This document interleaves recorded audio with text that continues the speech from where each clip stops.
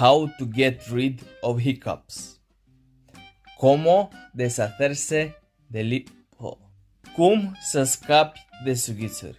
If you have the hiccup for almost half day, 1 day or 2 days, tienes hipo por más de un día, más de medio día, vas al segundo día y te preocupas, no sabes cómo quitarte el hipo, aquí tengo la solución. Aquí tengo la solución. ¿Vale?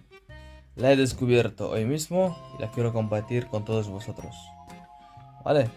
Atunci, ca să scapi de sughițuri, trebuie să faci următorul lucru. Entonces, lo que tienes que hacer es tomarte un traguito de agua, little bit of water, un pic de apă.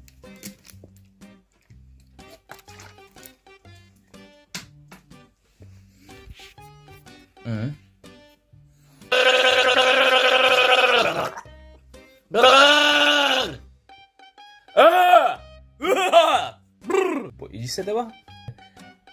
Trust me, I'm a doctor.